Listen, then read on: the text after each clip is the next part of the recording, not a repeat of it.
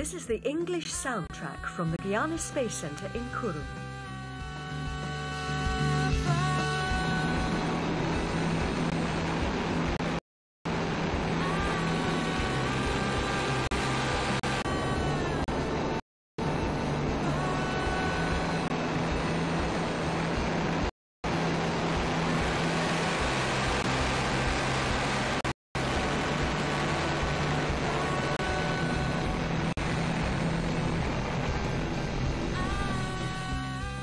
This is the English soundtrack from the Guyana Space Center in Kourou.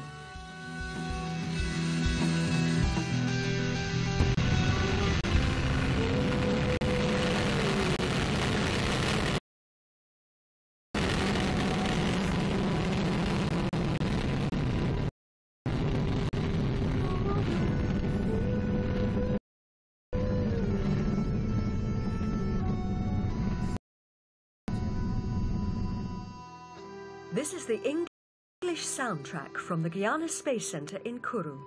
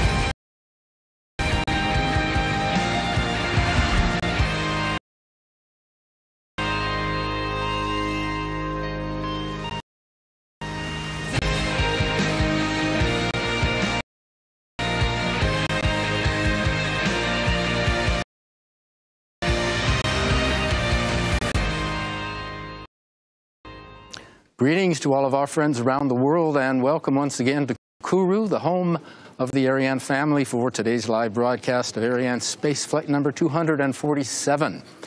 We're very happy to have you all with us tonight for the launch, an international launch, a double launch, 2 satellites, and 3 customers for Saudi Arabia, Greece, and India.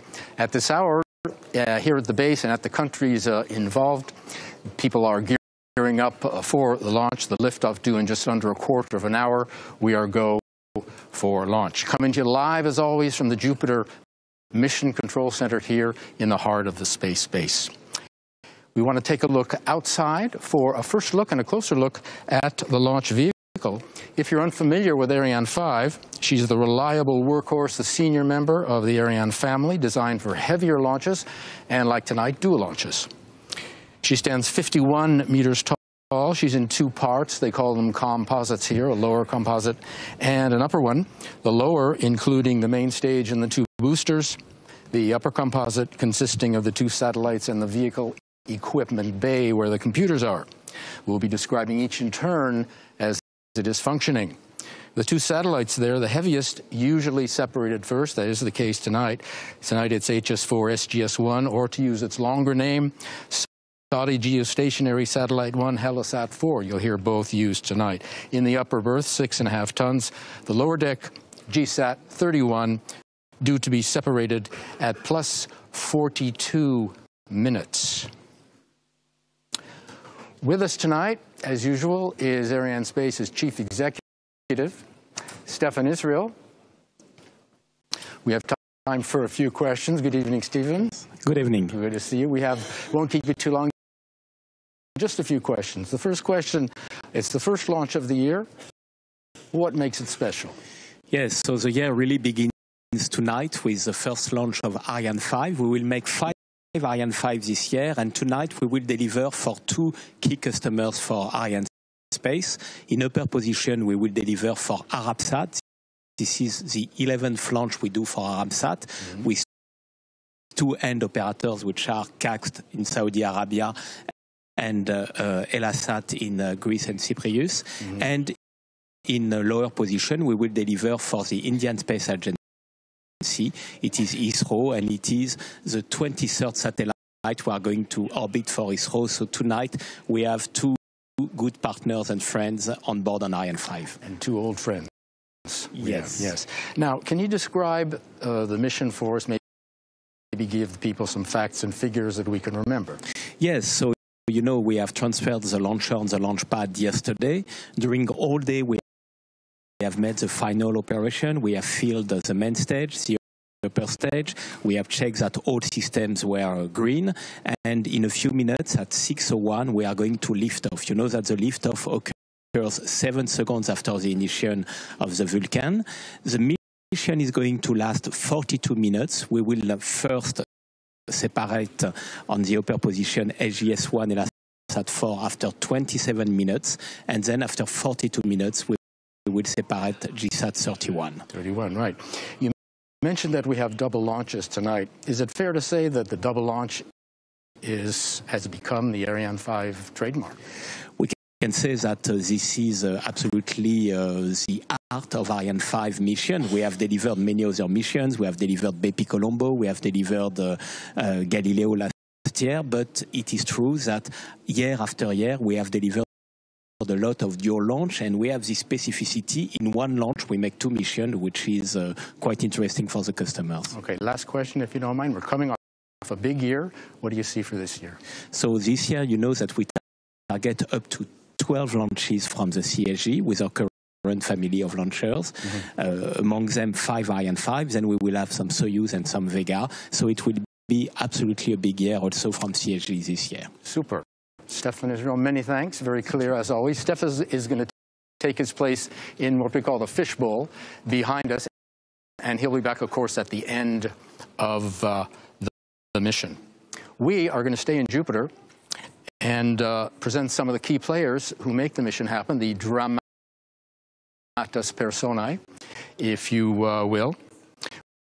We're looking at the ARIANESPACE High Command, led by Stefan, who will make his way there momentarily. With him, Roland Lagier, who is the Chief Technical Officer. Now, these gentlemen will make any decisions should anything unexpected come up during the countdown or during the mission. You may see them on the phones with their teams here at the base or back in Europe. Coming up now, a brief presentation of the mission, some things to look out for. You know that the main stage and the boosters are ignited at ignition. The boosters will burn for about 2 minutes, and they are discarded when they have used up all their fuel. The main stage, of course, continues burning. Less than a minute later, the fairing is released, our altitude now 100 kilometers up. 6.5 minutes later, the main stage engine will shut down, and it is cast off in its turn. The upper stage engine then ignites, and it will provide the remaining thrust to complete the mission. Our upper passenger, HS4 SGS-1, will be released at plus 27 minutes. It's held in place by a structure called the Silda, which we no longer need, so we can discard that now. And finally, our second spacecraft, GSAT-31, separated at plus 42 minutes, and Ariane's mission is complete. 8.5 minutes to go to the first Ariane launch of the year. Outside, the launcher is waiting, and the weather, as you can see, we had rain last week. The last 3 days have been very sunny and warm until today. This afternoon, we got rain and clouds, so we don't know what the visibility is going to be like. DDFF said we're going to launch, and we're sure we are going to launch, but visibility, we'll have to wait and see. We'll hope for the best. Ariane can launch in the rain, poses no problem to lift off. In the middle of the countdown, of course, not simply a 3, 2, 1, push a button and blast off. It's a very complicated set of procedures, especially here in Jupiter, where there's a constant flow of information coming in to the people behind us here in the fishbowl from all around the base. 2 other people that you're going to be seeing tonight, and especially hearing from as we move back into Jupiter. You will see from ARIANESPACE Didier Said, who is the mission director. And he works alongside the DDO, also called the Range Operations Manager, a CNES person. Myrto Madlon tonight in the role. You'll be hearing him a lot because the DDO calls out all the key milestones during the countdown and during the flight. DDO, attention pour la séquence finale lanceur. And he's going to call out the 7-minute mark.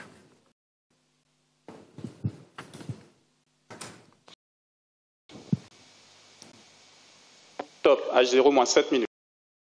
All right, 7 minutes. Why is that important? It brings us into what's called the automatic or the synchronized sequence, which are the final moments of the final countdown, the tip of the iceberg, if you like. What's happening, basically, power is passing from the ground, which controls everything now, to the onboard computers on the launcher, making her autonomous.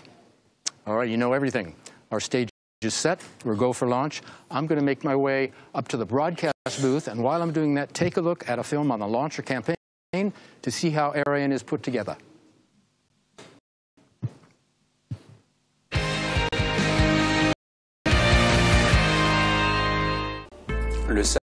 Saudi Geostationary Satellite 1 HeLSat 4 was flown to French Guiana on an Antonov aircraft, arriving at Cayenne's Félix Éboué Airport.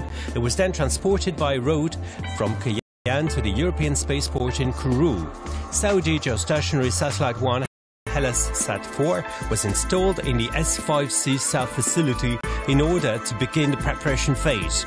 The satellite was then transferred to fueling building S5B, where the Lockheed Martin team filled its tanks.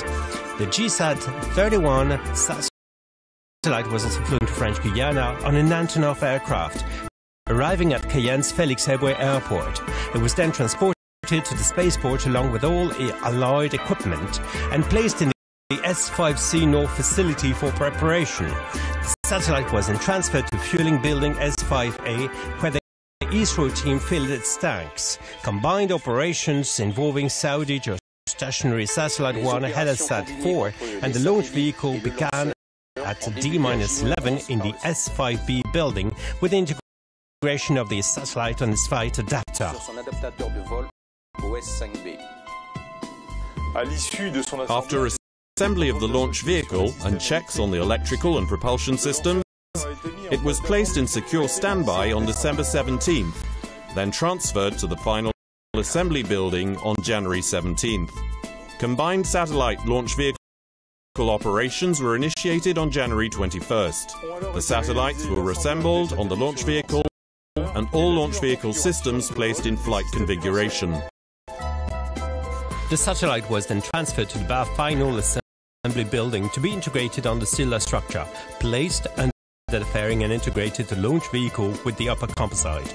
Combined operations for GSAT-31 and the launcher started at D-8 in the S5A facility with integration on its flight adapter.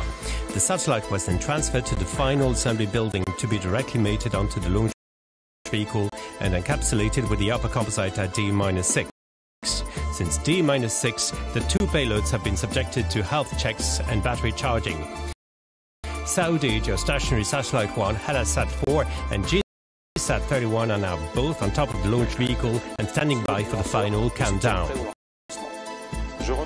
I would like to thank the launch team for its hard work and commitment. All right, Joshua Jampel back up here in the broadcast booth for the first launch of the year for ARIANESPACE, the first Ariane 5 and the first two satellites of the year. There are some 1,700 people working around the space base in all, and our cameras are here in Jupiter, but many others are hard at work at many other sites across the range. And we want to bring you some of those. The range in all is large, about the size of Singapore or about the size of the island of Martinique. We're going to show you in just a moment one of those places where there's a lot of work being done now. It's up in the launch zone where the launch management teams are working under the direction of the Launch Complex Operations Manager. Today, Patrick Lucette in the role. Now, most of their work was done earlier in the day. By the time we get to the automatic sequence here, the 7-minute mark, they, like most of us, like the launch vehicle itself, are waiting mainly. The work done up there carried out by two teams, one responsible for executing flight chronology and the other for verification of the flight worthiness of the Ariane 5 vehicle. Now, the Launch Complex Operations Manager heads up the group responsible for execution of the chronology. Now, he coordinates with Mission Control back here for final authorization to launch. And when all the conditions are right, he then okays the automatic sequence at the 7-minute mark, which we saw. They are closer to the launch pad than we are. Here in Jupiter, we're about 15 kilometers away, but they are right there. We mentioned earlier, the countdown is a complicated process and a long one. Final countdown actually began around 6 this morning with first checks of the electrical services and the inertial platform. Filling of the lower stage began at 1 o'clock. Filling the upper stage began about 3 hours ago. This split-screen image shows the propellant feeder arms in the middle of the launcher. We're going to pull back and you get a better view in just a second. Liquid hydrogen on the right, on the left, sorry, liquid oxygen on the right. They're putting propellant into the upper stage tanks. Now these arms pull back at -7 seconds before ignition. You see them in the middle of the screen, the yellow bars running from the gantry into the upper stage. One of the last things you'll see before liftoff, so we want to take a minute and mention it. Minute and a half to go. The electrical power supply has been switched from the ground to on board, and here in Jupiter, the VIPs and the invited guests have begun to make their ways outside to watch the liftoff. There are two terraces, as you may know, on either side of the building that give a fine view. À tous de DDO, attention pour moins 1 minute. The DDO is going to call out the 1 minute mark. Top, H0 moins 1 minute. All right, we're into the final 60 seconds. Give us a chance to say hello to our friends at ISRO in Bengaluru, to all of our friends at KAXT, and at Helisat, and at Arabsat, to Lockheed Martin in the US, locally to the Kourou, Sinnamary, and Cayenne sites, to our industrial partners ESA and CNES, and to all of you following the broadcast on the internet. We hope you are enjoying it. If you're not settled in, pull up a chair and you can enjoy all the action. And that's about to begin. We're going to cut away, let you listen to the DDO for the final countdown.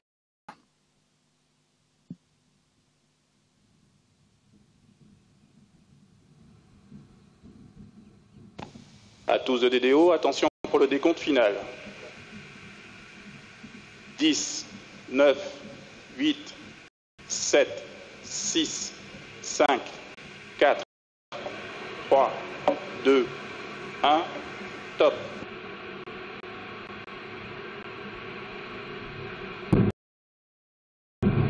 Allumage Vulcain.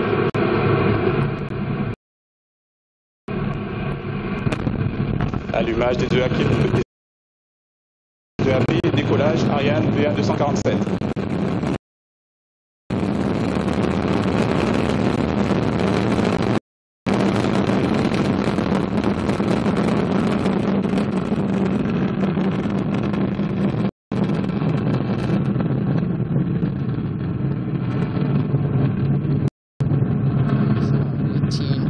Local time and right on time. Ariane 5 began her mission, lifting off from the ground here in French Guiana with a lot of fire, carrying 2 new satellites. We lost her into the clouds. We didn't have much visibility, but we did have liftoff. The 2 boosters now providing 90% of our thrust, propelling the launcher along her trajectory at an ever higher velocity, as the DDO says all is working perfectly on board. Our mass at liftoff, 775 tons. And to get that sort of weight off the ground, you need a lot of push, and push we have. She's burning 5 tons of fuel every second. That's 2.5 tons per second burning in each booster, plus the core stage burning another 300 kilos of fuel, again, every second. Ariane 5 is now following the program in the onboard computer, which gives all the orders, including stage separations, which we will soon see in less than a minute. Tous les paramètres à bord sont nominaux, la propulsion est nominale. The DDO says all is working fine on board. We're in the first of 4 flight phases. We'll describe each in turn and in detail so you can follow Ariane as she heads east across the Atlantic. Right now, the first flight phase, the single first stage engine and the 2 boosters are burning. The boosters will each consume their 240 tons in just over 2 minutes. In about 20 seconds, they will be extinguished, and they're the first to be jettisoned, and you'll hear that from the DDO, and you'll see that, of course, on the animation as well. This first flight phase, using both cryogenic cold fuel and storable propellant, cryogenic offering certain advantages over storable, better and more precise performance, and its motors can be reignited. There we have right on time separation of the 2 boosters. The DDO confirms it. They fall 500 kilometers from shore into a protected area. Give you an idea what it looks like from the onboard camera. There is a second booster to the port side of the ship, which is out of camera range. French Guiana was in part chosen as a base for its opening on the water, launches posing no threat to the local population. We'll have more on that coming up. For now, on the bottom of your screen, take a look on the left. Our altitude altitude approaching 100 kilometers. And on the right, our speed. We've passed 2 kilometers per second. The speed we need for satellite separation, roughly 9 kilometers per second. So keep your eyes on the numbers. La propulsion est nominale. And when we near the region of 9 kilometers per second, we're getting near satellite separation. Fairing separation has come right on time. Separation given by 2 pyrotechnic systems, one horizontal and one vertical. They're cords that actually remove the fairing by a small contained explosion, and we emphasize contained, of course. We can separate the fairing now because we are out of the dense layers of the atmosphere. Over 100 kilometers up, there's neither friction nor heating, which could disturb the passengers. Also, we can discard any dead weight when possible to maximize the launcher's performance. The fairing weighs 2.5 tons, so it's good to get rid of it when we can. Ariane 5 is the heavy lift launcher. The 2 other members of the family, Soyuz, lifting middle-sized payloads, 2 and 3 tons, and Vega, the light lift vehicle for missions of 1 ton roughly. With its family of launch vehicles, ARIANESPACE is the reference, providing launches of any mass to any orbit at any time. And ARIANESPACE is part of Europe's space effort, which is a 3-way affair among ESA, CNES, and ARIANESPACE, and you find them all here along with the customers. ARIANESPACE is in charge of operating the family of launchers and of marketing launch services and the Ariane program. ESA, in a nutshell, funding new programs, and the CNES overseeing coordination of all space-based operations. The GUIANA Space Center, the world's only dedicated commercial space base, where ARIANESPACE operating the launcher family Ariane 5 and soon to be Ariane 6, Soyuz and Vega, soon to be the updated Vega C. ARIANESPACE also managing the launcher and the satellite campaigns. We have the first of many films coming up for you now. We'll have films on both customers later on. For now, on the community of Ariane cities, highlighting towns that are part of the Ariane program.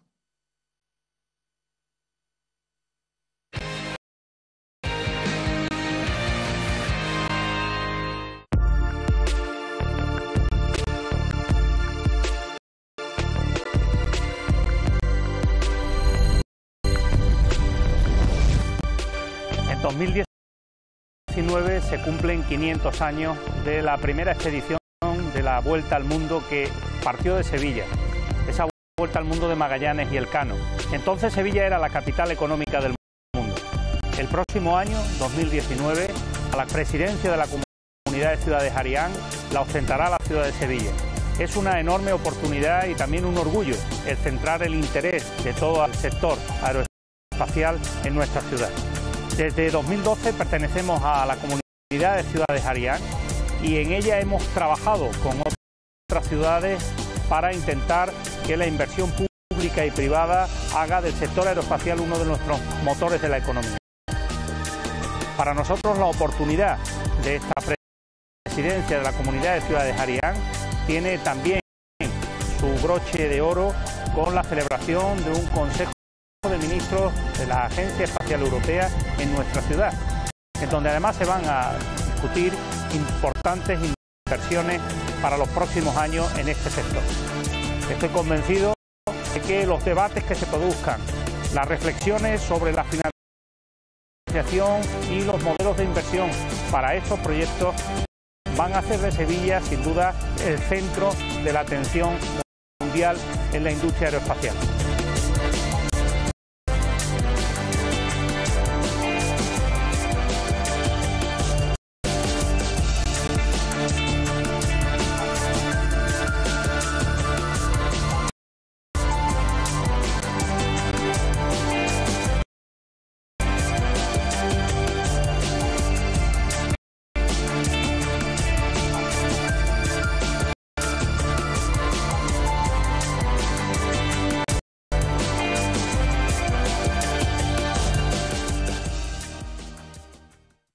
If you followed our launch last December, where we had, as a matter of fact, another GSAT, we also had a delegation from the community of Ariane cities from Les Mureaux, French town. Tonight, Sevilla, in English Seville, of course. CVA is a non-profit outfit aiming to strengthen cooperation among cities and organizations involved in Europe's space programs. We, meanwhile, are in the second powered flight phase, the single-engine core stage burning now. The boosters have done their job. Another minute to go before it shuts down. During the film on Seville, we were picked up by our first downrange tracking station. We're going to go to a launch replay, the first of what we hope are many. You can relive those very exciting moments 8 minutes ago. We have cameras at several of the observation sites here across the base, and throughout the broadcast, and at the end we will be bringing you replays, like this one is another one from closer viewpoint. The Natal station, the downrange tracking station, run by Brazil's Defense Department, it sees the lower stage burnout and separation. All of Ariane's trajectory has been designed to be followed from the ground, of course. We're waiting for confirmation of the shutdown of the lower stage and its separation. There you can see falling back into the Atlantic and the ignition of the upper stage. There's 3 commands given by the onboard computer in about 13 seconds. The lower stage falls back into the Atlantic off the Gulf of Guinea, which brings us into the third and final powered flight phase, the single upper stage engine that'll burning until plus 25 minutes, another 16 minutes roughly. And what is the job of the upper stage, you may be asking? That is a good question. The upper stage takes the satellites to their injection point, positions them for separation, and then releases them. That's its propulsion role. But she also has a second role, which comes during the ballistics phase, is what they call the non-powered flight phase. And we'll have more on that coming up. For now, turning to our passengers, a film, our first look at HELSAT 4 SGS-1.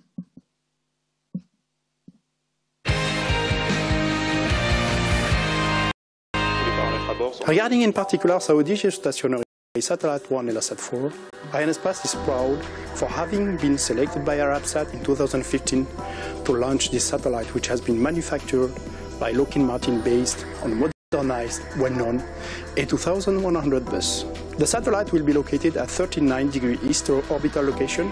It will provide K-band spot beams communication services for the Kingdom of Saudi Arabia and will offer advanced K-band beam communication services for HELSAT, the Arabsat subsidiary. I would like to thank all the teams that have been involved in this program. First, of course, our customer Arabsat, who always relied on ARIANESPACE with a dedicated, very efficient teamwork all along the program.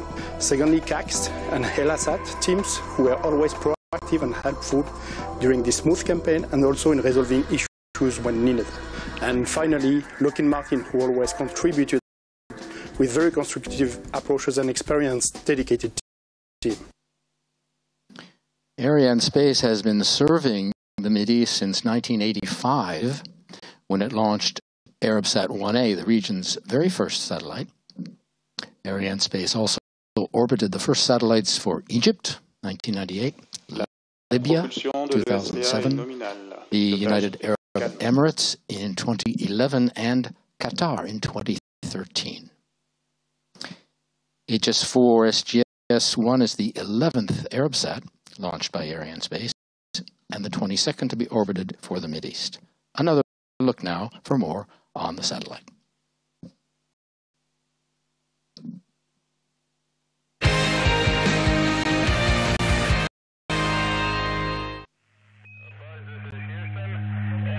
Our power to communicate is the very basis, the essence of human civilization.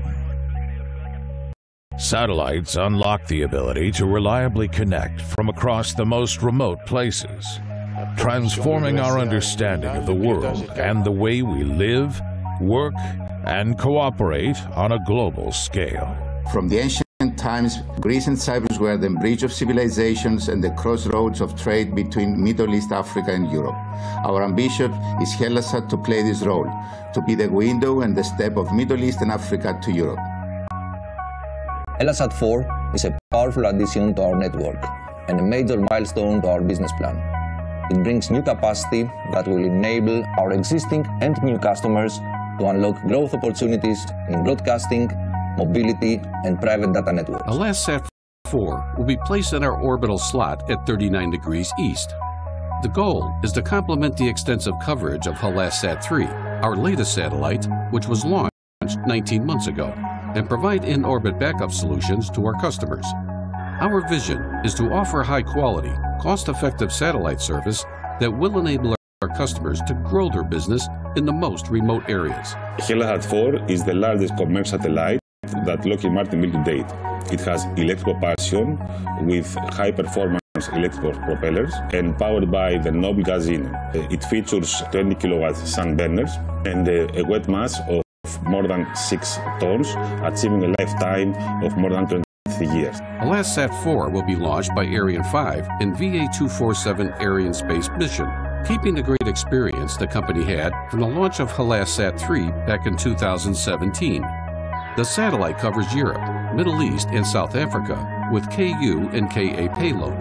In Europe, the satellite will expand HELASAT capability with 22 additional KU, FSS, and BSS transponders. In Middle East will provide 6 additional transponders, which can be used to provide 100% redundancy to HELASAT 3 in the area. In South Africa, it will expand HELASAT capability with 6 additional transponders, addressing the need of satellite capacity in the area. The satellite will be monitored and controlled by a team of expert fully certified engineers through HELASAT hot redundant facilities in Greece and Cyprus. A properly designed, built, and launched segment requires a respectively advanced level of flight operations so as to achieve the maximum of the satellite lifetime and the best of the service provisioning to the satellite customers. Offering premium satellite services since 2001, HELASAT premiered with HELASAT 2, positioned in 39 degrees east orbital position. After the successful launch of HELASAT 3 in 2017, HELASAT is now ready to welcome HELASAT 4, the new addition to our fleet, offering unprecedented capacity to our already extensive network. The universe is expanding. So are we. While you were watching the film, we were picked up by our next downrange tracking station, Ascension Island, tiny island in the South Atlantic. 11 minutes to go in the upper stage burn. Arabsat, the direct client for both satellites, founded in 1976, headquartered in Riyadh. 2 satellite control centers, one in Riyadh, one in Tunis, serving more than 80 countries across the Mideast, Africa, and Europe. Another look now at our first passenger with more on CAXT. La propulsion est nominale, le pilotage est calme.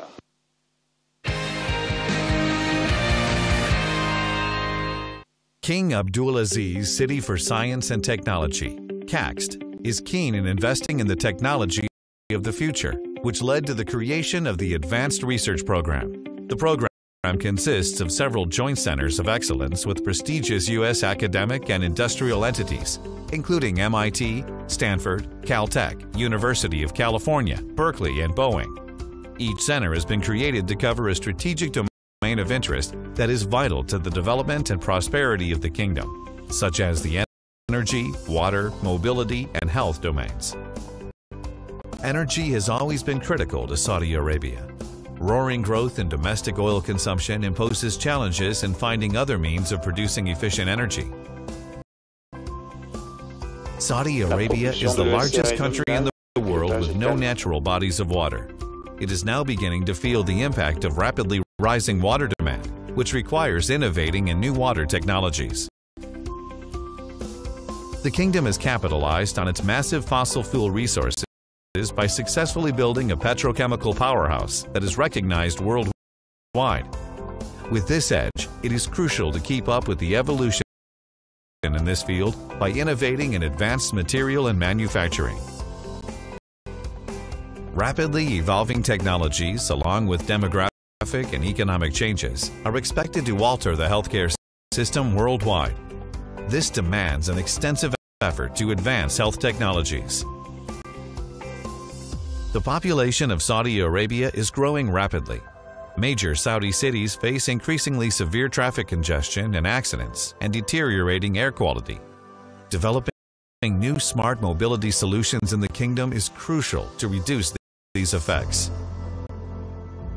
Space applications are fundamental tools for bringing sustainable development throughout the world.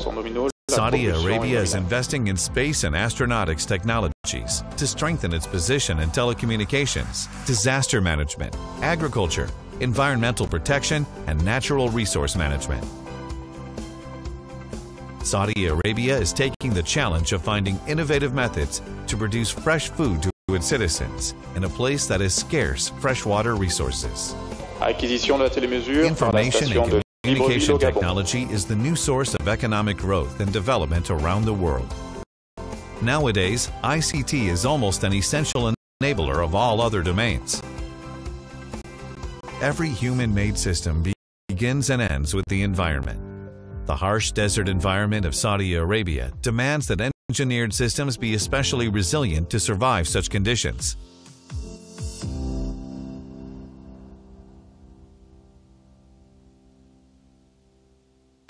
La propulsion est nominale, le pilotage est calme. Ariane 5 continues to function flawlessly. ARIANESPACE coming off a very good year in 2018. We spoke briefly with Stefan Israel about 11 launches. We launched in every month except in February and May, but we launched twice in November and twice in December.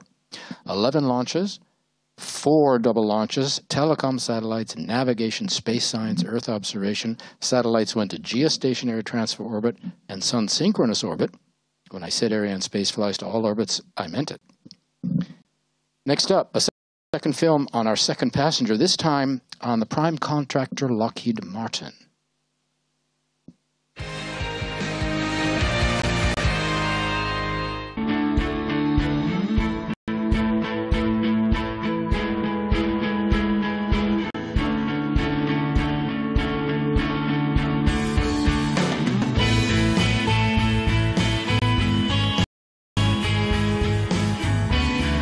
Les paramètres à bord sont nominaux, le pilotage est calme, la trajectoire est nominale.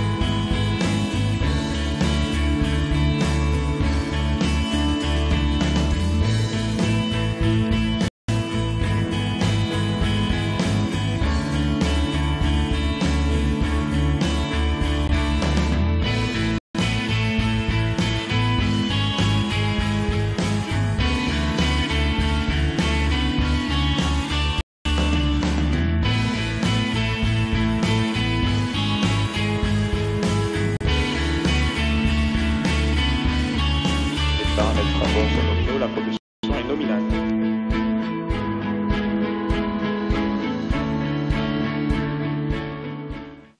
Il reste moins de 4 minutes de propulsion de l'ESCA. HS-4 SGS-1 is the 46th Lockheed Martin satellite to be launched by ARIANESPACE. There's another one in the backlog due for launch later this year. Our last launch for Lockheed Martin goes back to 2012, Flight 206, with the JCSat 13 and Venusat for Vietnam, both satellites built by the companies. We had a Lockheed charter. Some more numbers for you. This launch is the 306th mission performed by the Ariane family and the 103rd on an Ariane 5. Up next, a look at the relationship between Hellasat SGS and ARIANESPACE.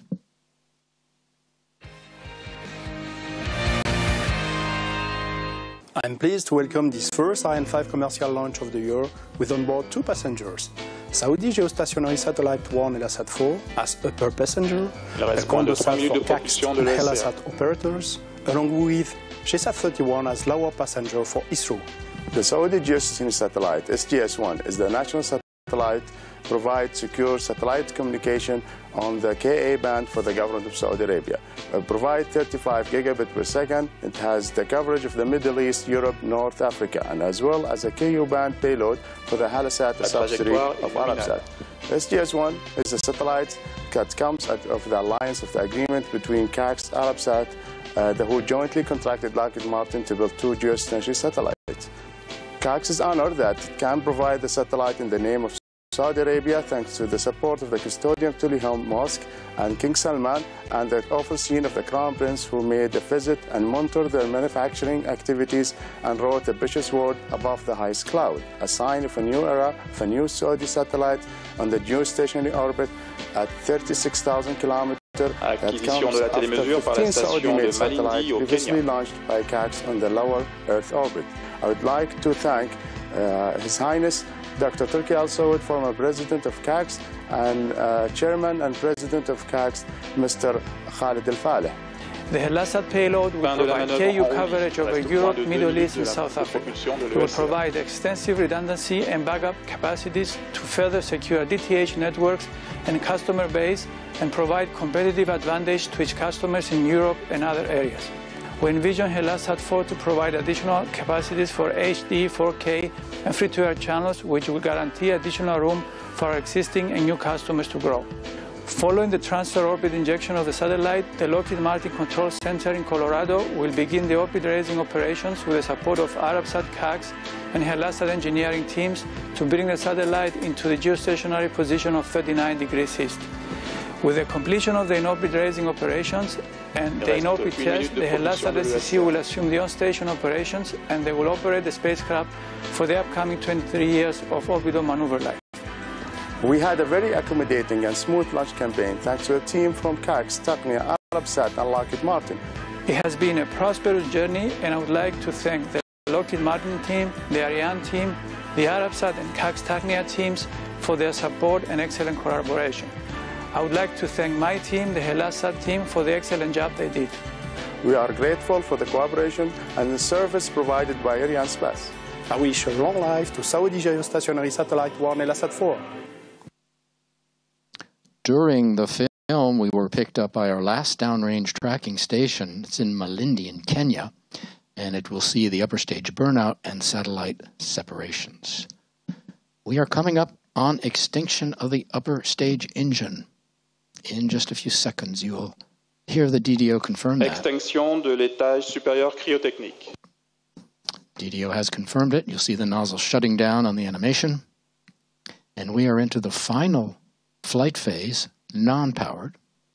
We are coasting. However, we have not reached our maximum speed. You can see we're approaching 9.3 kilometers per second. Ariane's maximum speed will be 9.7 kilometers per second.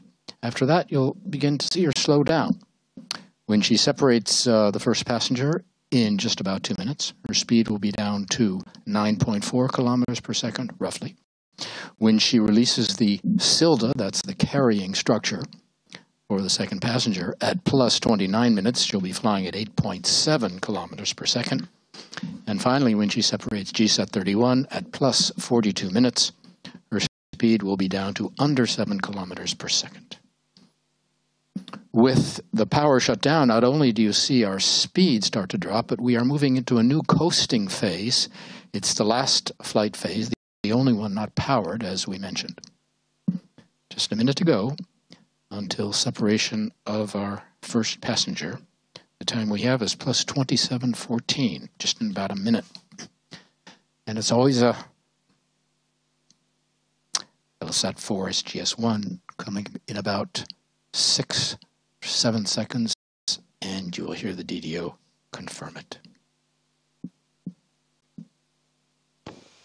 Séparation Saudi Geostationary Satellite 1 et la Sat 4. Well, DDO has confirmed it. You see our first passenger pushed away from the mothership by a series of springs. First good news of the evening, Successful separation of our first passenger at over 1,000 kilometers up over Africa and just below the Arabian Peninsula. You will also notice that people here in Jupiter politely holding their applause because the mission isn't over. We still have to separate our final passenger, GSAT 31. And we are in our ballistics phase, the final phase of the mission. When choosing a space base, the Europeans wanted nearby hills where radar and telemetry reception could be installed. You're looking at this place called the CVI, the Quick Look Telemetry Display Control Center. It's on a hill just behind us in Jupiter, and it's another place with the launch zone that we saw at the top of the broadcast that is very, very busy. These teams have all the means for receiving, processing, storing, and analyzing all the data coming in from the ground stations along Ariane's flight path. Remember, we talked about the downrange tracking stations that follow the launcher. Well, right now, these teams are following all the key flight data coming in, and they're reporting the flight data status of the launcher back to the teams here in Jupiter. The announcements you hear made by the DDO come from the CVI. The information goes to them first, and then to the flight desk, and to the Launch Complex Operations Manager. All part of the great information flow from points across the base back here to Jupiter. And so you understand Jupiter deserves its name as the nerve center of the space base. Later, these data will be treated to reconstitute the entire mission. The flight will be recreated in figures from liftoff to well after satellite separation and analyzed again. We are coming up on SILDA separation, as you see the names of the downrange tracking stations in yellow, the one currently following us. The SILDA is that black bell shape, which lets us carry a second passenger, and you will hear the DDO call out that separation. Séparation du système de lancement double Ariane. Coming right on time. The same system of springs pushing it away from the mothership, revealing our lower passenger, GSAT 31, due for separation in about 8 minutes. GSAT 31, built by ISRO, the Indian Space Research Organization, of course.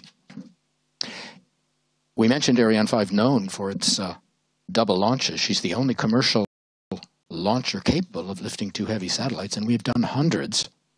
And each one requires a SILDA or the predecessors of the SILDA on previous versions of Ariane. The orbiting of GSAT 31, along with GSAT 30, which is an additional geostationary satellite due to be lofted soon by the European launch services provider, ARIANESPACE, marks another vivid demonstration of the strong bond uniting Europe and India in space cooperation. The Indian Space Research Organization has a vision which is to harness space technology for national development while pursuing space science research as well as planetary exploration. ISRO also fosters the use of space to help develop the Indian subcontinent. Our second passenger now, another look at GSAT 31.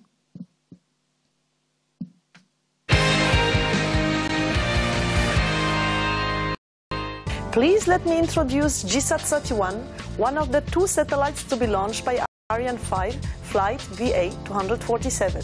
GSAT 31 is an operational communications satellite designed and manufactured by ISRO, the Indian Space and Research Organization, in order to provide communication services from Geostationary Orbit for a mission life greater than 15 years. It derives its heritage from ILAS and GSAT 7, which were flown on earlier Ariane 5 launch vehicles. GSAT 31 will be the 23rd ISRO satellite launched by ARIANESPACE, following the launch of GSAT 11 last December, also on Ariane 5. Our cooperation with the Indian Space and Research Organization goes back to 1981, when Ariane Flight L03 launched the Apple spacecraft. It is always with great pleasure that we welcome at CSG our Indian friends. And our Indian friends, their second passenger due to be separated in about 10 minutes. ISRO, the Indian Space Research Organization, founded in 1969, having a birthday this year, I believe in August. ISRO's done so much for the nation, so important to India, using space technology for national development, pursuing, as we mentioned, space science research. With GSAT 31, ISRO will again foster the use of space to help bridge the digital divide on the Indian subcontinent. As was mentioned in the film by Alina, ARIANESPACE launched an Apple experimental satellite for India back in 1981. That was on an Ariane 1, making India one of ARIANESPACE's oldest customers. So you can imagine the strong bond linking ARIANESPACE with India. The two have been cooperating nearly 40 years now in their long-term partnership. Since the launch of Apple, ARIANESPACE has orbited 22 satellites, signed 24 launch contracts with the Indian Space Agency, also winning 89% of the Geostationary Orbit launch contracts open to non-Indian launch systems. More on our Indian satellite. A look at ISRO coming up.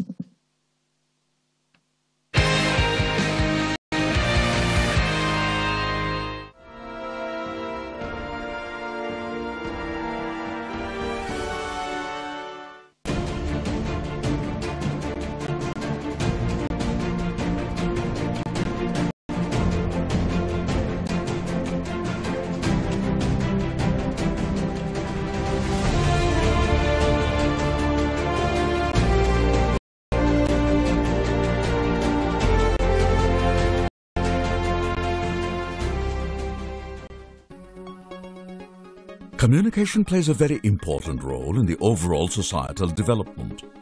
In a country like India, which has different geographical topology with many hilly and remote regions, effective communication through satellite becomes inevitable. For more than 3 decades, ISRO has launched and maintained a constellation of communication satellites, providing a variety of operational communication services in the country. GSAT 31 is a communication satellite which will provide continuity of services currently provided by INSAT 4CR and INSAT 4A. GSAT 31 spacecraft is a high-power communication satellite with payloads in Ku band with an effective isotropic radiated power of 51.5 dBW. This spacecraft is a versatile one with unique configuration of providing flexible frequency segment and flexible coverage. The satellite is configured on ISRO's enhanced I2K bus and weighs around 2,600 kilograms at liftoff. Its power system comprises of deployable solar arrays of 3 panels each with 2 135 ampere-hour lithium-ion batteries supporting spacecraft during eclipse conditions. The satellite has 2 large propellant tanks accommodated within the central structural cylinder. The liquid apogee motor is mounted on a separate deck which interfaces with the bottom ring of the cylinder. GSAT 31 satellite with 19 Ku band transponders will join the fleet of 18 operational communication satellites and further boost the country's in-orbit communication assets. The satellite is designed to operate in Ku band and will expand VSAT services and other broadcasting requirements. The payload also has facility for reconfiguration of fixed satellite services by sending commands from ground. 2 Ku band beacon downlink signals, also generated by the satellite, are transmitted along with the Ku band transponder signals for ground tracking purpose. Lots of flexibility has been incorporated in the payload in terms of frequency, coverage and orbital location. Additionally, a part of the Ku band spectrum will be used for the first time in Indian satellites. All the subsystems of the payload are having good flight heritage. ISRO always strives to improve design of its satellites through continuous research and development efforts to progressively enhance their performance. An in-house designed 2.2 by 2 meter deployable single-shell Gregorian reflector is incorporated in GSAT-31 for better coverage and operations. This spacecraft provides communication services in Indian mainland and island areas such as number 1, connectivity to very small aperture terminals for ATM, stock exchange and e-governance applications. Number 2, telecommunication applications for bulk data transfer for a host of emerging applications. Number 3, emergency communications for disaster management support. It can also be placed at an alternate orbital slot and is capable of providing DTH applications. GSAT-31 is built to provide seamless communication services for more than 15 years, which will further strengthen ISRO's constellation of communication satellites and will ensure reliable communication services in the country. The satellite is now ready for its space journey and is scheduled to be launched on board Ariane 5 launch vehicle from the European spaceport in Kourou, French Guiana.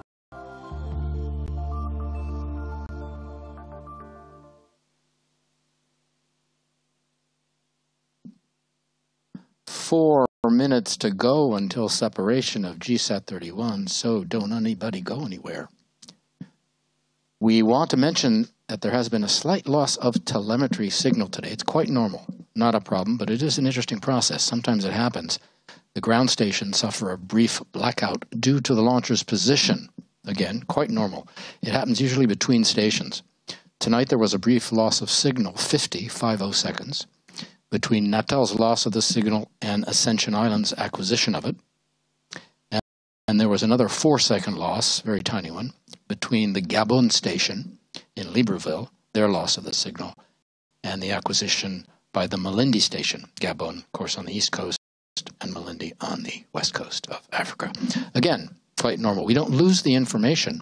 It's stored in the vehicle, it's stored on board. In the vehicle equipment bay is something called the Central Telemetry Unit, and inside that is something called mass memory.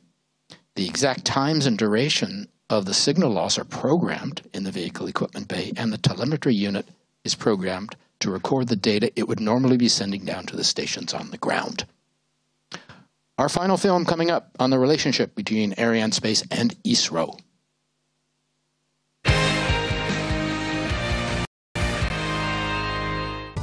GSAT-31 is a high-power communication satellite. This is based on ISRO's I2K extended bus. This satellite will provide a host of communication services in our country in Ku band frequency. The satellite was realized at Bangalore, India in fast-track mode under the guidance of Chairman ISRO and the Director URSC.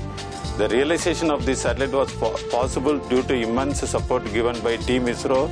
GSAT-31 was shipped to the launch pad early January, and all the preparatory activities were carried out as planned.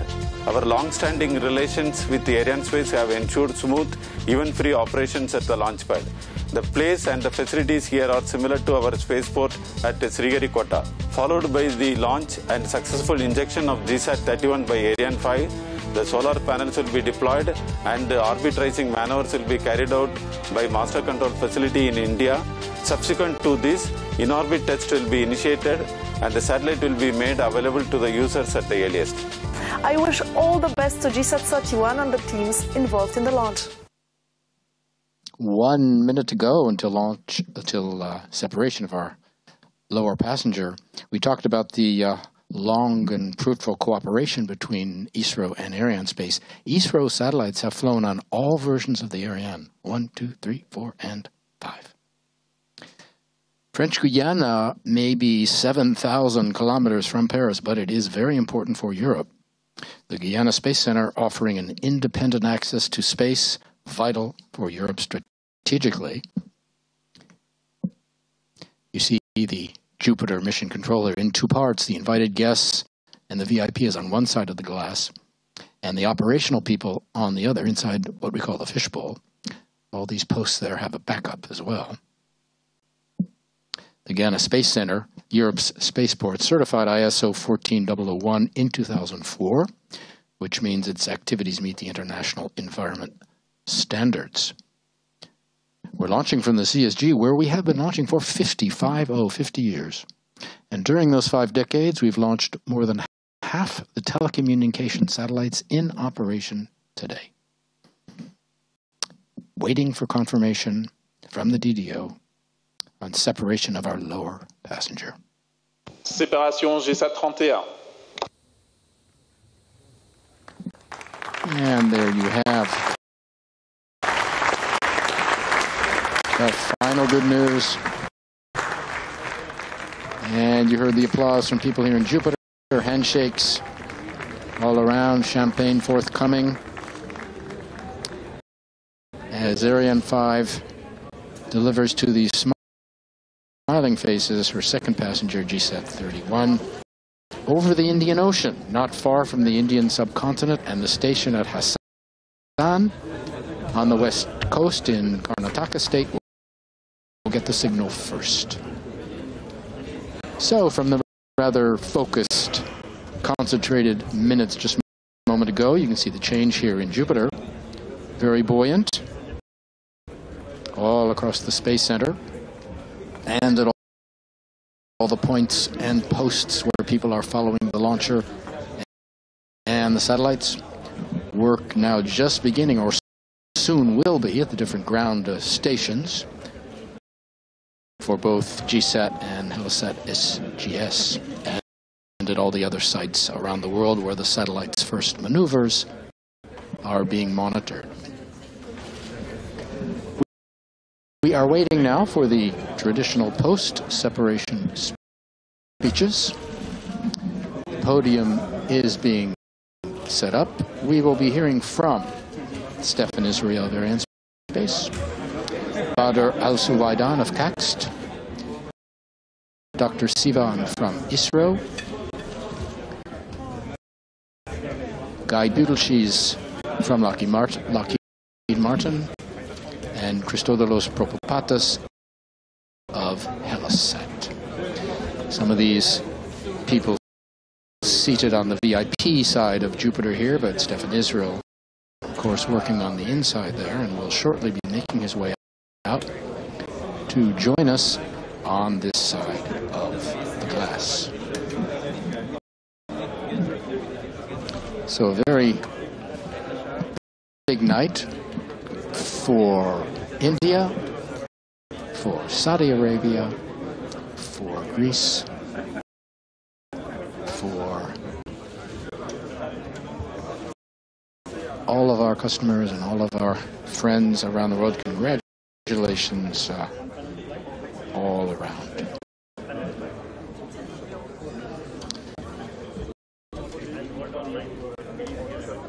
Stefan Israel, I see, is on this side of the glass. We'll go to a launch replay, and then we'll be hearing from Stefan.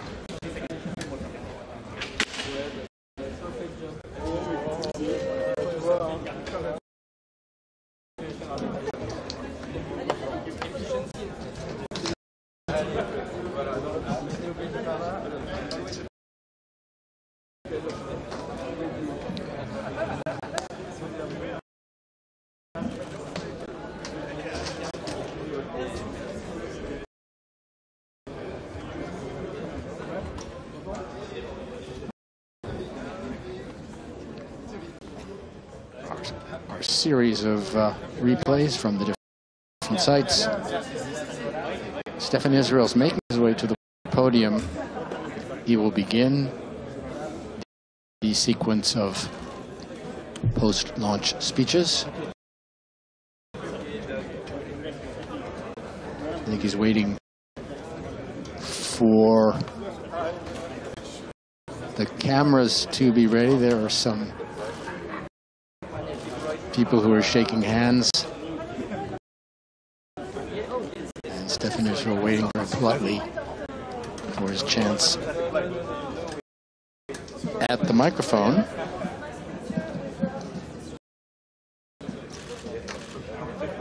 A good start to the year for ARIANESPACE and for all of our friends in the Mideast.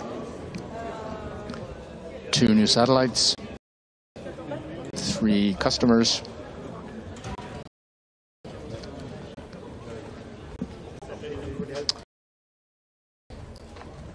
Stefan Israel waiting, is about to make his way to the podium. He will make his speech. He makes two speeches, actually. He'll be speaking and then introduce the speakers that will follow him. And then once the final speaker is over, he will make a final statement. The next voice you hear, Stefan Israel. So, ladies and gentlemen, distinguished guests, ARIANESPACE is delighted to announce that Saudi Arabia Geostationary Satellite 1, ELASAT 4, and GSAT 31 have been separated as planned on the targeted geostationary transfer orbit.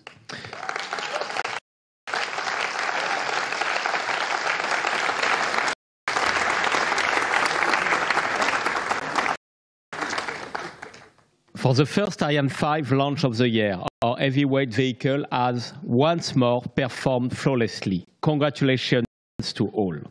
I would like first to thank Arabsat, our direct customer for Saudi Geostationary Satellite 1, ELASAT 4. 34 years after Arabsat 1A, this 11th mission together is a new bright success. I want to express my gratitude to our partners and friends in Riyadh, where I'm sure this success is now celebrated.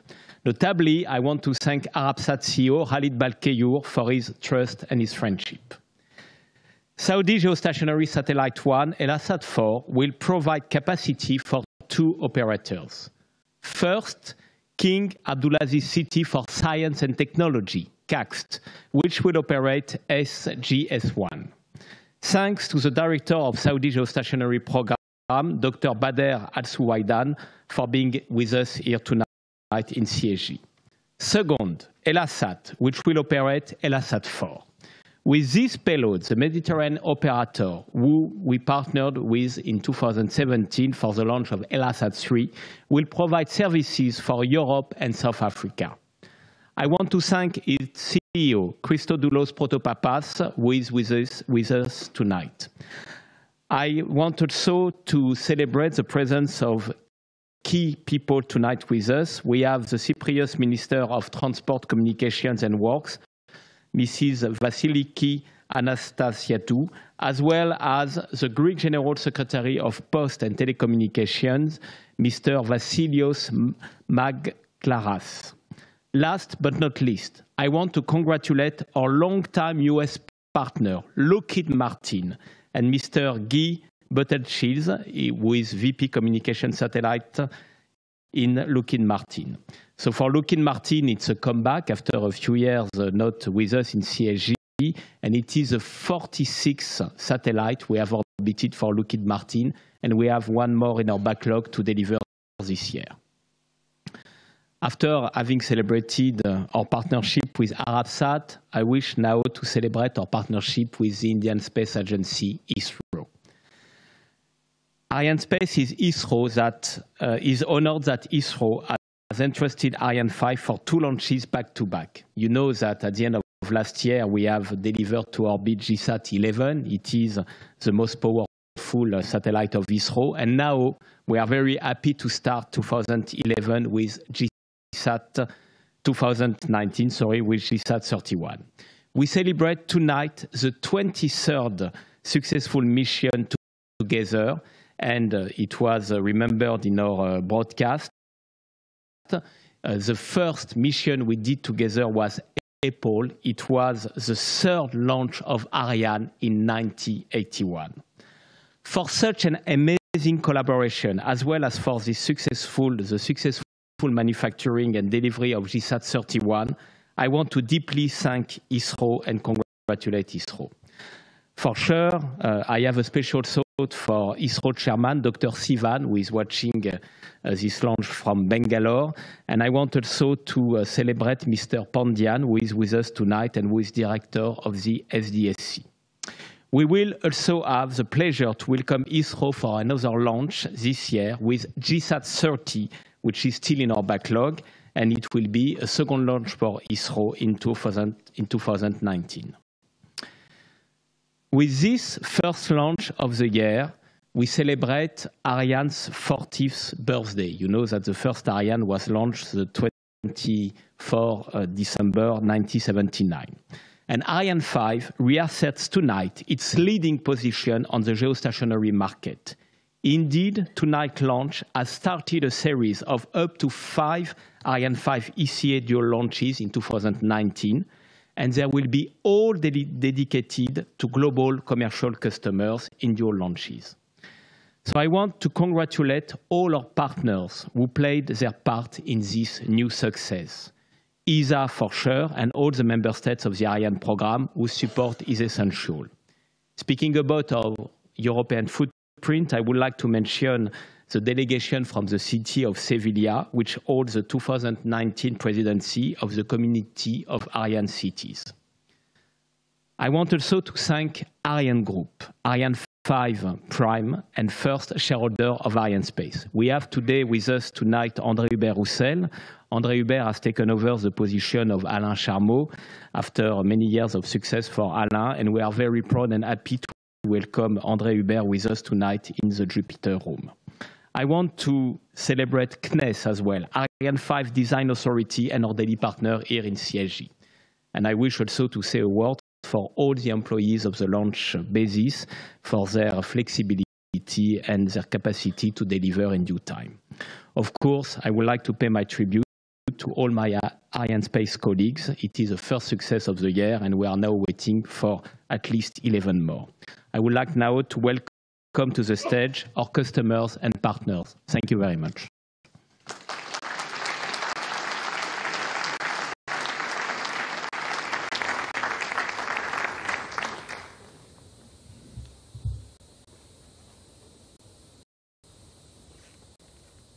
Hello, thank you, Your Excellency, to be here. Thank you, ladies and gentlemen. Today we celebrated the success of the launch of Ariane 5 mission VA-24/7 that's carry the Geostationary Satellite SGS-1 with it successfully separated today. SGS-1 is a national satellite provides secure communication for the government of Saudi Arabia. CAX is honored to provide the satellite in the name of Saudi Arabia thanks to the support of the custodian of the Holy Mosque, King Salman, and the overseeing of the Crown Prince, Prince Mohammed bin Salman, who visited the Lockheed Martin facility and wrote the last piece on the spacecraft, the precious word, above the high skies. SGS-1, the satellite comes out of the cooperation between CAX and Arabsat to contract Lockheed Martin to build 2 geostationary satellites in 2015. In this program, we work together between Arabsat and CAX and Halasat to work and manage the program. I'd like to thank Arabsat CEO, Mr. Khalid Belkhour, and CTO, Mr. Al-Zahani, Majid Al-Anizi, and Hawad Raheli, and Alif Atansi, who helped us greatly on this launch campaign. And I'd like to thank Mr. Buttu Babas and Ken and the rest of Halasat team. I would like to thank our CAX and Technia team, Mr. Misha Anizi, Bandar Al-Qasim, General Asami, and Majid Al-Mishari, who I work with in 4 and 5 missions. Also, we partner with our end user and our clients on the secure communication services. And for the military, our end users are actively involved with the program, and I thank General Al-Garni, Dr. Al-Harbi, and Dr. Al-Hakami to be with us today. I would like also to extend my gratitude to Lockheed Martin, who worked hardly in this program and delivered a state-of-the-art spacecraft. And what they did is highly appreciated. And we had a very smooth launch campaign thanks to the hard work that ARIANESPACE and their colleagues put on this launch campaign. I know that it's quite a lot of people working on that, and I cannot name a single one. I know that is an activities that every time, like, you need to work on challenges, and This is the level of services that ARIANESPACE deliver and promise everybody, and they are the best launcher. Thank you.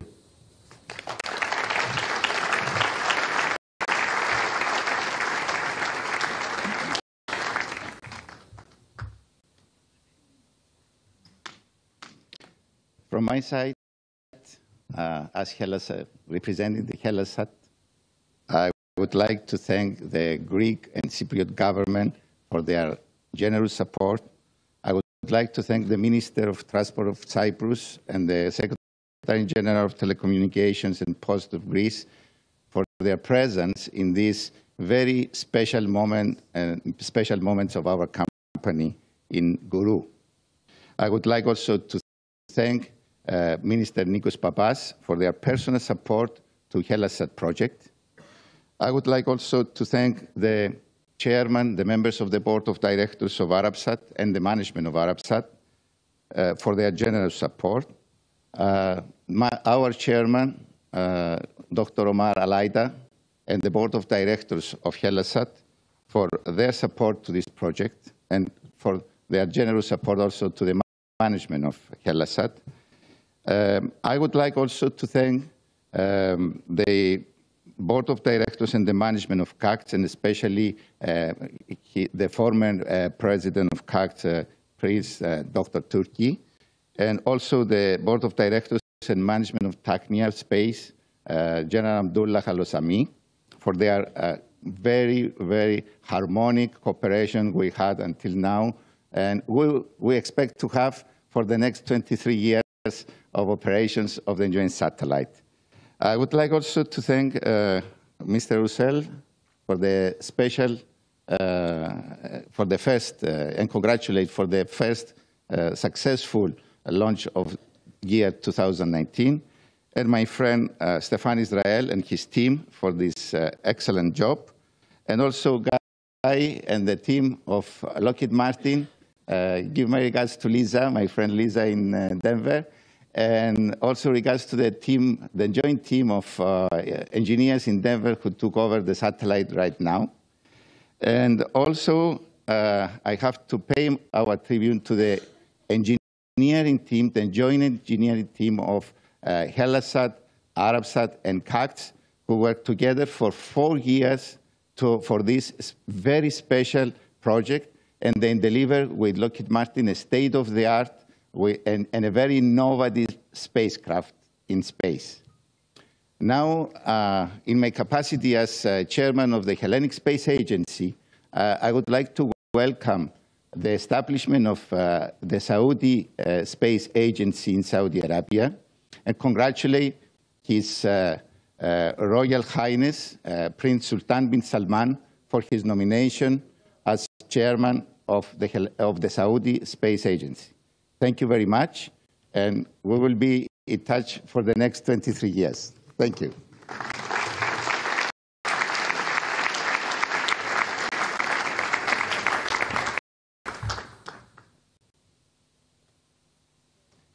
Thank you. I'm Guy Butel. She's with Lockheed Martin. What a day, what a day, what a day. What a fantastic launch. We are so excited to be off to this fantastic start. So first off, I want to thank ESA. I want to thank Kines. I want to thank ARIANESPACE. And I especially want to thank all the employees who made this day possible, all of their hard work.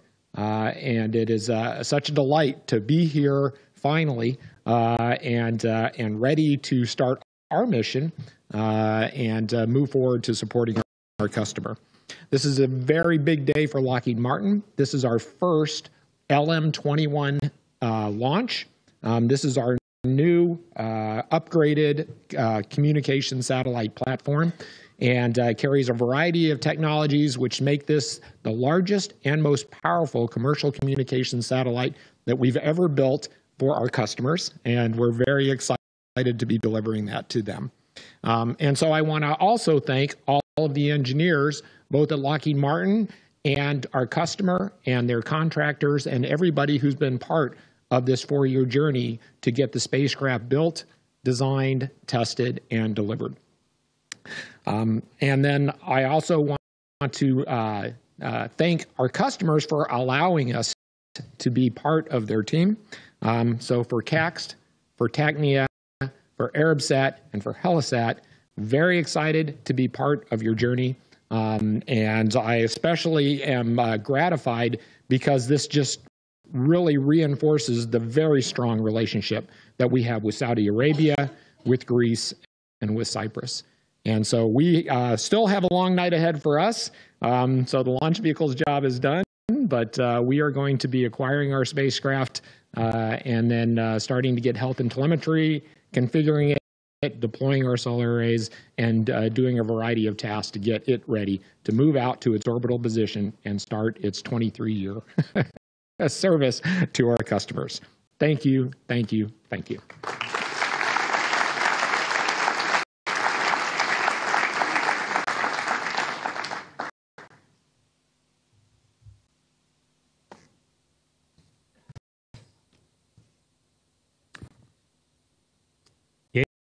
ARIANESPACE team, CAG and CNES team, ARABSAT, Helosat team Lockheed, dear colleagues from ISRO who are stationed here, who are watching this program in India, and our fellow countrymen, good evening and good morning to all of you. I am immensely happy to convey congratulations to one and all from Dr. K. Sivan, Chairman ISRO, Secretary Department of Space, for the successful launch. It gives me great pleasure on the successful launch of GSAT 31 spacecraft on board Ariane 5. This is the third mission for ISRO in 2019.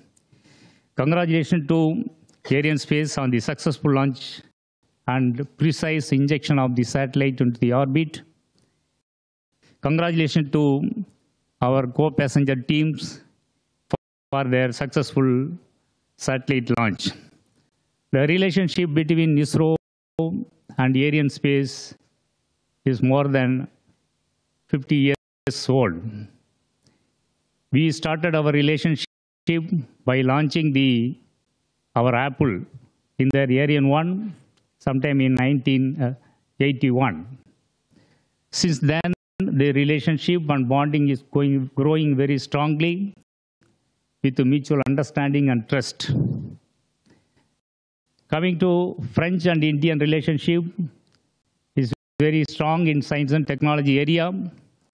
And CNES, we have been working with them CNES for 5 decades, and we had many successful projects which served both the countries. Coming to GSAT 31, which is a high power communication satellite with the Ku band, which is going to serve and replace some of the satellites which are getting expired soon. It is going to serve the country in various aspects like communications to islands and mainland, in terms of business, in terms of DTH, and many more. And in fact, I would like to congratulate our team members from ISRO who are slugged here for last 1 month and made this mission very successful. We had a very cordial campaign with ARIANESPACE. This time we have taken only 28 days for the campaign activity under the leadership of Dr. Sivan, who has been instructing us, who has been guiding us and inspiring us to do the things at a very faster rate. Now I am happy to say, à tous de DDO, fin de la chronologie VA247. Les moyens sont remis à disposition des adjoints. The satellite is in good conditions.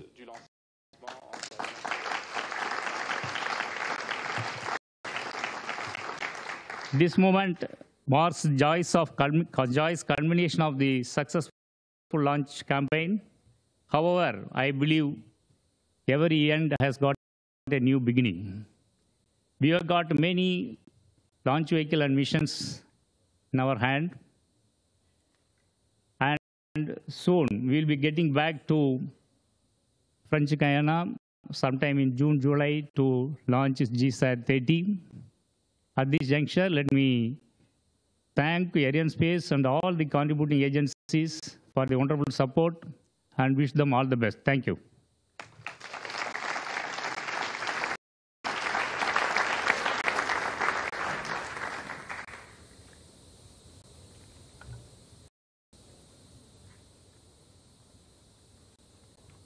So, ladies and gentlemen, we have done the first Ariane of the year, and we will deliver soon for another key customer for us, for OneWeb.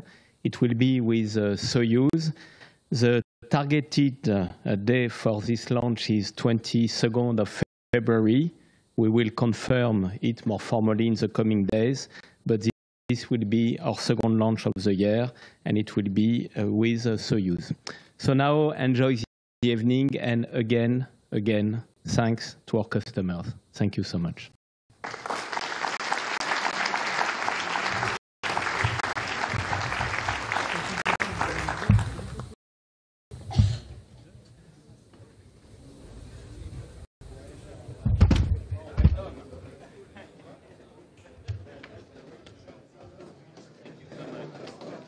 So, Ariane 5 for her first launch of the year, maintaining her high standards, a double launch, an international launch, delivering 2 new passengers for India GSAT 31 and HS4 SGS for Saudi Arabia and Greece.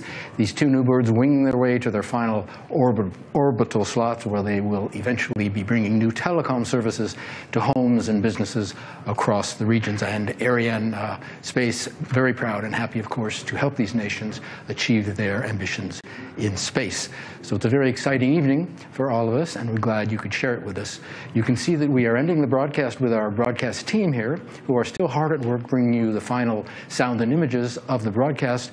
They're very busy. We won't want to disturb them too much, but we did want you to meet them because it's thanks to them that you got a ringside seat at this first launch this year. Now, if you can follow me, please, not very far. We're going down here to see our director, because we have to ask him for something so we can say goodbye. This is our director, Francois. Hello. He's too busy to talk, but believe me, he can hear us. Francois, can you roll the launch replay, please, so we can say goodbye?